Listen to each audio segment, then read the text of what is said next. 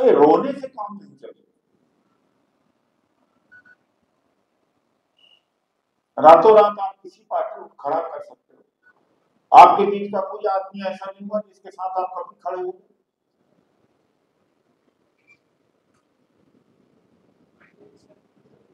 तो देखिए, ऐसा है कि वैचारिक लड़ाई अगर आप नहीं लड़ेंगे बड़ा मुश्किल है, और हालात खराब होंगे। जैसा शुक्ला जी ने आपने कहा, चाहे शुक्ला जी ने कहे होते आदेश न दिए हो तो मैं आता भी, मुझे तकलीफ होती कि हालत खराब हो रही,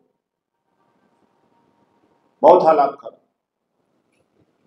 और निजीकरण ने तो सबसे ज्यादा नुकसान इसी कम्युनिटी का किया है ज्यादातर।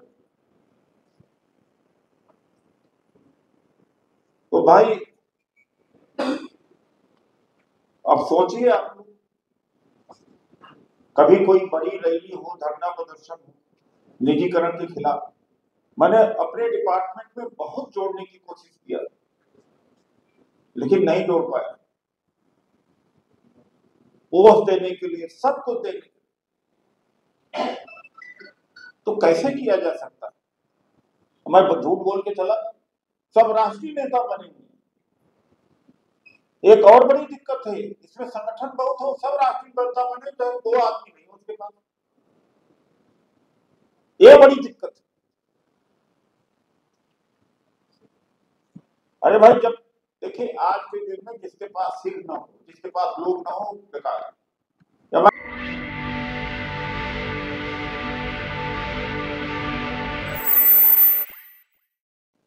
साथियों,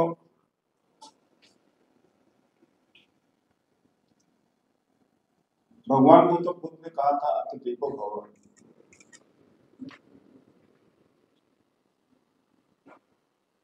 उसके अलावा कोई मार्ग नहीं। यहाँ कोई किसी की मदद नहीं करता और न मदद की उम्मीद करना चाहिए। अगर आपने कर दिया तो आप समझ लीजिए नेतागिरी कर, मैं नेतागिरी नहीं करता। जो हमारे साथी हैं, मैं उनको, और जो चाहे दलित ओबीसी माइनॉरिटी डोमा में है, चाहे कांग्रेस पार्टी में, बहुत से लोग मुझसे मिलने आते हैं। हमने तो 30 साल तक काम किया भाई कांग्रेस में, हमें कुछ नहीं मिला। कोई 20 साल तक काम करने का इतिहास बताता है, नहीं मिला। तो उस आदमी को मैं कहता हूं कि व्यक्ति खुद ही जिम्मेदार है, कोई दूसरा जिम्मेदार नहीं। भाई जो जन्म लिया संघर्ष उसी को करना, वो क्यों दूसरे से उम्मीद करता है? नेता झूठ बोलते, सब फ्रॉड है, ज्यादातर फ्रॉड, और सामाजिक नेता भी फ्रॉड है। तुम्हारे साथ अन्याय हुआ,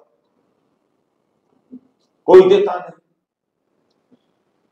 मैं कभी भी अपने कार्यकर्ताओं को नहीं देता, और शायद इसी वजह से लाखों कार्यकर्ता हमने तैयार किए। कोई क्यों मदद कर देता है? भाई भाई की मदद नहीं करता, आप क्यों उम्मीद करते हो?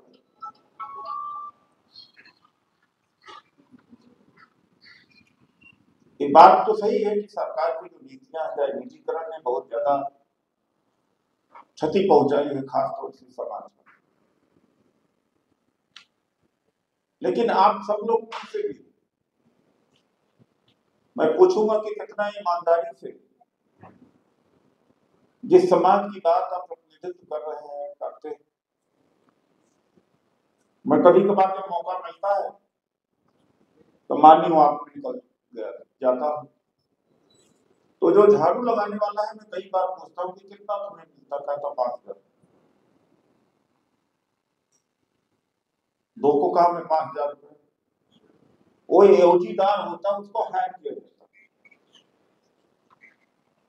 और मैं जब से एक छोटी सी जिम्मेदारी कांग्रेस पार्टी ने दिया, संगठित कामगार कांग्रेस का मैं राष्ट्रीय चेयरमैन, मैंने बहुत कोशिश किया कि इस सेक्टर की आवाज उठे, वीडियो बना के भेजो, लेकिन कोई नहीं करता। इनमें से मैं पूछूंगा कोई किया? नहीं करते। देखो, मैं बहुत चालाकी से भी आपके बीच में बोल के कर सकता हूं, और सारा दोष दूसरों के ऊपर पड़ देता हूँ। आपको कह देता हूँ आप तो वीर आदमी है, आप तो महान है, आप भी बड़े खुश होकर चले जाएंगे। ये चालाकी भरा काम होता है, और नेता भारत की राजनीति में खासतौर से जो चालाक होता है वही सफल भी होता है, जो जोड़ तोड़ करता है। लेकिन जहां दर्द का रिश्ता हो, वैसे भी रिश्ता न भी हो, तो झूठ मैं नहीं बोलता हूँ। सफल हो जाओ या असफल हो जाओ, ये कल की बात। मेरी शादी पंजाबियों की भी थी, तो मैं बड़ा उनसे पूछता हूँ कि आप लोग किस हालात में हैं। मेरे फादर ला की अभी डेथ 96 में, किन हालातों में हैं? लुटे पिटे लोग आए थे, अकेले आए थे, किसी की बहन मार दी गई थी, किसी का भाई मार दिया गया, किसी के साथ कुछ हो गया था।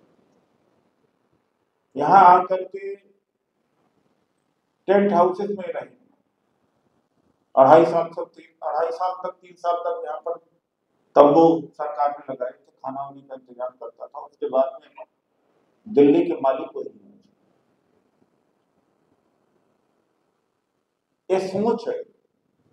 अगर डॉक्टर अम्बेडकर की नाम लेते हैं तो डॉक्टर अम्बेडकर की सोच पैदा,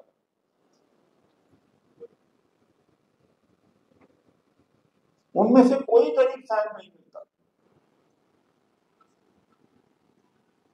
कौन सा रुपया लेके आए थे? जमीन भी लेकर के आए थे।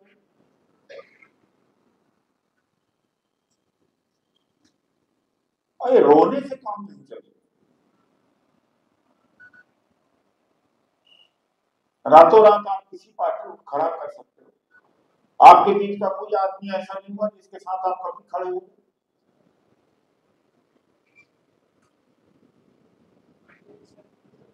तो देखिए, ऐसा है कि वैचारिक लड़ाई अगर आप नहीं लड़ेंगे, बड़ा मुश्किल है, और हालात खराब होंगे। जैसा शुक्ला जी ने आपने कहा, चाहे शुक्ला जी ने कहे होते आगे नहीं हो तो मैं आता हूँ। मुझे तकलीफ होती कि हालत खराब हो रही, बहुत हालात खराब। और निजीकरण ने तो सबसे ज्यादा नुकसान इसी कम्युनिटी का किया है ज्यादातर। तो भाई अब सोचिए, आप कभी कोई बड़ी रैली हो, धरना प्रदर्शन हो निजीकरण के खिलाफ, मैंने अपने डिपार्टमेंट में बहुत जोड़ने की कोशिश किया, लेकिन नहीं जोड़ पाया। ओस देने के लिए, सब कुछ देने के लिए, तो कैसे किया जा सकता है? मैं झूठ बोल के चला, सब राष्ट्रीय नेता बने हुए। एक और बड़ी दिक्कत है इसमें, संगठन बहुत हो, सब राष्ट्रीय नेता बने, तो 2 आदमी नहीं उसके पास, ये बड़ी दिक्कत है। अरे भाई, जब देखिए आज के दिन में जिसके पास सिर ना हो, जिसके पास लोग ना हो, बेकार है। हमारे भाषण से कोई मतलब नहीं। आप कोई एक टाइम था, एक विचार रखने वाला ओजस्वी भाषण का एक प्रभाव होता था, और खास तौर से 2014 के बाद तो कोई प्रभाव नहीं, कुछ नहीं। और पहले जिले स्तर की लड़ाई आंदोलन का फर्क पड़ता था, प्रदेश स्तर का आपको बेकार सा हो गया, सब पावर से चलाई हो। दिल्ली में अगर चोट मार सको तो मार लो, कुछ फर्क पड़ जाए तो पड़ जाए, वरना नहीं होता। क्योंकि पहले member of parliament decentralisation of power हुआ करता था, मेंबर ऑफ पार्लियामेंट की भी पावर होती थी, मिनिस्टर का भी, एमएलए का भी होता था। अब धरना प्रदर्शन जगह जगह पर करोगे तो कर क्या? हाँ, एक नीति के खिलाफ आप खड़ा हो सकते हो, पूरे देश को वही मदद कर सकता है। व्यक्तिगत तो समस्याओं का समाधान का समय चला गया, न पुलिस मानती है, न लेबर कोर्ट मांग, लेबर कोर्ट में चले जाइए, कोई रिलीफ मिलेगा? और न्यायपालिका में जाके कुछ आप कर सकते हो? भ्रष्ट लोग इतना, जो हाई कोर्ट सुप्रीम कोर्ट में जाए, बड़ा पैसे वाला उसको न्याय मिलेगा नहीं मिलेगा। आप कहीं से रिलीफ दे सकते हो? शुक्ला हालत है बड़ा। तो कुल मिलाकर के आपको ये निजाम बदलना पड़ेगा, उसके अलावा कुछ रास्ता नहीं। पहले होता था कि किसी बुला करके किसी कितने बार शुक्ला जी और राय साहब ने किया होगा, यहीं पर बुला करके एमपीओ को, मिनिस्टर को कहा सुना होगा, बात बनी हुई होगी और बड़े काम हुए हुए होंगे। अब कुछ नहीं, अब तो एक आंदोलन है, चिट्ठी पत्री का कोई मतलब नहीं,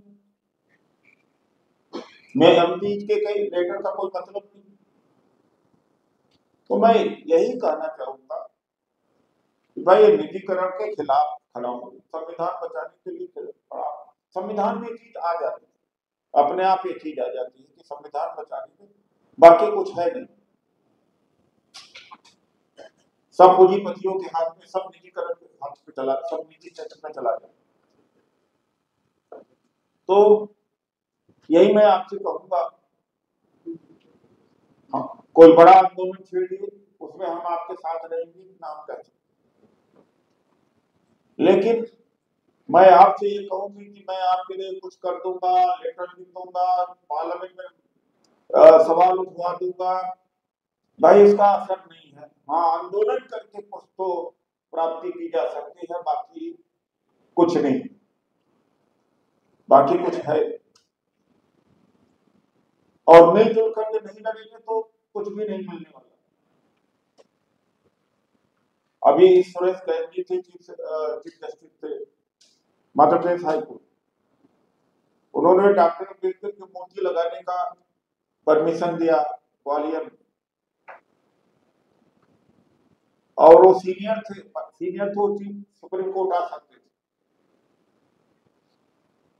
तो क्या हुआ कि जो कॉलेजियम है मीटिंग ही उसकी आगे पोस्टपोन कर दी। तो हर जगह है इस तरह का। अब हिंदू मुस्लिम के चक्कर में, हिंदू मुस्लिम के चक्कर में नसों में घुस गया है आदमी को, सुनाई नहीं पड़ रहा लोगों को ये हालत। ट्रंप ने आज कह दिया कि भारत की अर्थव्यवस्था बढ़ रही है, तो ये अर्थव्यवस्था तो रह रही है। अर्थव्यवस्था मतलब कि पर कैपिटा इनकम से डिवाइड कर, ये तो पर कैपिटा इनकम तो हमारे यहाँ खत्म होती चली जाएगी। तो भाई कुछ नए सिरे से कोई आंदोलन शुरू करिए और इकट्ठा शुरू करिए, भीड़ दिखाने की एक जगह दिखनी चाहिए, तब तो भाई कुछ हो सकता है, बाकी तो मुझे लगता नहीं है। दूसरा यह है कि इस देश में इंसान को तो